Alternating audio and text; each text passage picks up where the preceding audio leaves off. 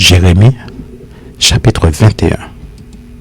La parole qui fut adressée à Jérémie de la part de l'Éternel, lorsque le roi Sédécias lui envoya Pashur, fils de Malkija, et Sophonie, fils de Maaséja, le sacrificateur, pour lui dire: Consulte pour nous l'Éternel, car Nebuchadnezzar, roi de Babylone, nous fait la guerre. Peut-être l'Éternel fera-t-il en notre faveur quelqu'un de ses miracles, afin qu'il s'éloigne de nous. Jérémie leur répondit: Vous direz à Sédécias, ainsi parle l'Éternel, le Dieu d'Israël: Voici, je vais détourner les armes de guerre qui sont dans vos mains, avec lesquelles vous combattez en dehors des murailles le roi de Babylone et les Chaldéens qui vous assiègent, et je les rassemblerai au milieu de cette ville.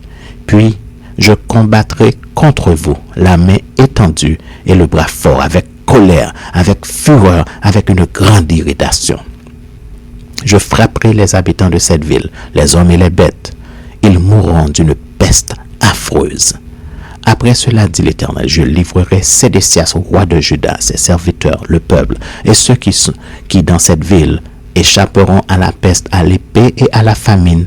Je les livrerai entre les mains de Nebuchadnezzar, roi de Babylone, entre les mains de leurs ennemis, entre les mains de ceux qui en veulent à leur vie. Et Nebuchadnezzar les frappera du tranchant de l'épée. Il ne les épargnera pas. Il n'aura point de pitié, point de compassion. Tu diras à ce peuple: Ainsi parle l'Éternel, voici, je mets devant vous le chemin de la vie et le chemin de la mort. Celui qui restera dans cette ville mourra par l'épée, par la famine ou par la peste. Mais celui qui sortira pour se rendre aux Chaldéens qui vous assiègent aura la vie sauve, et sa vie sera son butin. Car je dirige mes regards contre cette ville pour faire du mal et non du bien, dit l'Éternel. Elle sera livrée entre les mains du roi de Babylone, qui la brûlera par le feu. Et tu diras à la maison du roi de Juda: Écoutez la parole de l'Éternel, maison de David.